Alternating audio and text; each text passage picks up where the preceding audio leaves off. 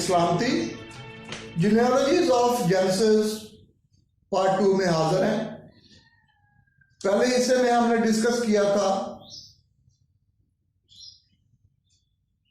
कि हमने देखना है इस सिलसिले में कि जो पैदाइश के निसब नामे हैं और जो नाम है वो कैसे निजात के मंसूबे के लिए जो यहोवा ने हमारे लिए नस्ल इंसानियत के लिए तैयार किया था वो किस तरह शामिल हाल रहे, और नाम थे जो उनका इंसान की ज़िंदगियों पर, शख्सियात पर क्या असर होता है, ये बाइबल मुकद्दस के हवाला में हम सारे इस पर गौर करेंगे, बातचीत करेंगे।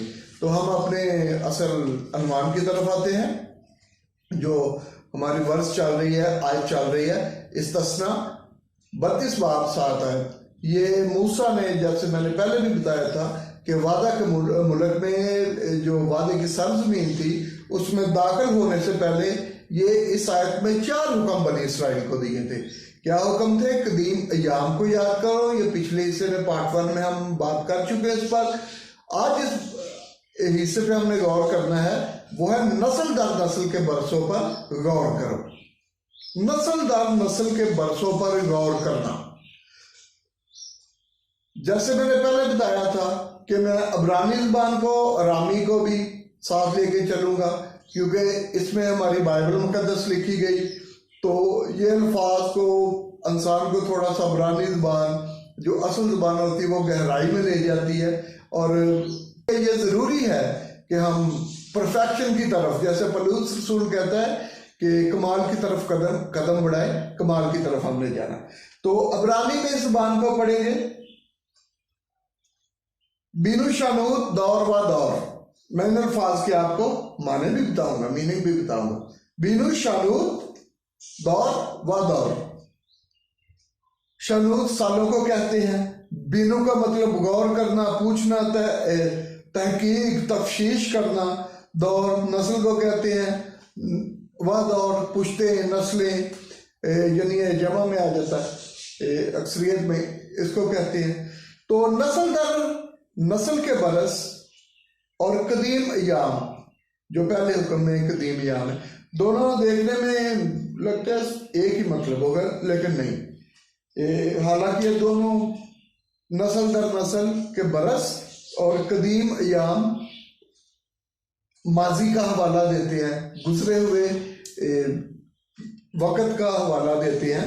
लेकिन कदीम अय्याम ये एक अरसा है, इसका ना कोई हमें कदीम अय्याम का पता चल रहा है, इसका शुरू क्या है और इसका इख्तिताम क्या है।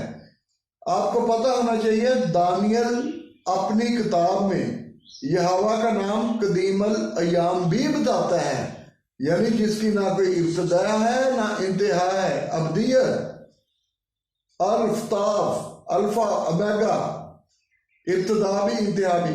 कदीम अय्याम एक दौर है। तो नस्ल दर नस्ल के बरस, इसमें वो मखसूस हिस्सा है। नस्ल दर नस्ल के बरस, इसमें वो मखसूस हिस्सा है जिसमें ये वाक़यात, मुख्तलिफ काम, निजात के यानी सिलसिले में जो भी काम होते रहे, वो जो भी तारीख है, जो हिस्ट्री है, वो इन बरसों में बयान की गई है, जिसके बारे में मूसा ने कहा नस्ल दर नस्ल के बरसों को याद करो। कदीमल अय्याम, इसकी कोई इंतहा नहीं। नस्ल दर नस्ल के बरस जिसमें वो काम हुए हैं जो हमारे निजात के मंसूबे में शामिल हाल हुए हैं, जिनके बारे में मूसा ने अपनी किताबों में लिखा है, तौरेत में लिखा है। उन बरसों के बारे में वो हवाला दे रहा है कि याद करो, क्योंकि वो सारा कुछ उसने लिख दिया था। उनके बारे में गौर करो। आगे चल के हम पढ़ेंगे, वो कहता है अपने बाप से पूछो, अपने बुजुर्गों से सवाल करो। तो गौर करो अब्रानी ज़बान में, जैसे मैंने बताया है कि बिनु यूज हुआ इसके लिए, इसका मतलब पहचानना, बसीरत, यानी इंतहाई कमाल की आगे की सोच, किसी चीज को गौर से देखना। बिनु का मतलब है किसी चीज को गौर से देखना उसके अंदर घुसकर देखना, अंदर झांकना, इसे कहते हैं बसीरत, यानी आगे की सोच, परफेक्शन। हासिल से ला हासिल में चले जाना, बिनू अबरानी में इसको कहते हैं। यानी गोया नस्ल दर नस्ल के बरसों पर गौर करना, उनके अंदर झांकना,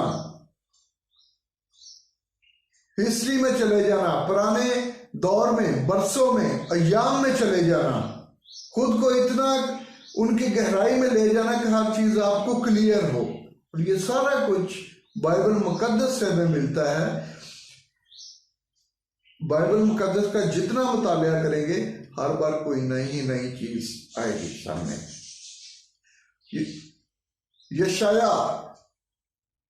यशाया बनी इसराइलियों से बार बार गौर का तकाजा करता है। 51 बाब, यशाया 51 बाब 1 से 2 आयत। आए लोगों जो सदाकत की पैरवी करते हो और खुदा के जो याम हो मेरी सुनो, इस चट्टान पर जिसमें से तुम काटे गए हो और इस गड़े के सुराख पर जहां से तुम खोदे गए हो, नजर करो, नजर करो अपने बाप इब्राहिम पर और सारा पर जिससे तुम पैदा हुए हो, निगाह करो। जब मैंने उसे बुलाया वो अकेला था, पर मैंने उसको बरकत दी और उसको कसरत से बरकत बख्शी। बड़ी बात है, कमाल बात है। जब मैंने उसे बुलाया वो अकेला था। ये वाला एक बुलावा है, एक बुलाहट है कि नस्लों के याम में मुख्तलिफ लोगों के वाकयात और तजर्बात पर गौर करना, जिंदगियों पर गौर करना। यशाया लोगों से तकाजा करता है कि इब्राहिम और सारा के ईमान पर और यसराइल की तारीख पर गौर करें। वो इनकी हौसला अफजाई करता है, उनको उम्मीद दिलाता है, यकीन दिलाता है, खुशखबरी देता है। और आपको पता है पुराने यादनामे की अंजील यानी खुशखबरी यशाया की किताब को कहा जाता है, यशाया के सहीफे को कहा जाता है। और मिस्र में गुलामी के सालों पर गौर करो, मिस्र में गुलामी के सालों पर गौर करो। ये सारी चीजें मूसा उनको बताता है। तो आज के लिए इतना ही काफी। कल या अगला जो हमारा हिस्सा होगा उसमें हम बात करेंगे कि अपने बाप से पूछो, वो तुमको बताएगा। तो दुआ में याद रखें, खुश रहें, खुदा हाफिज।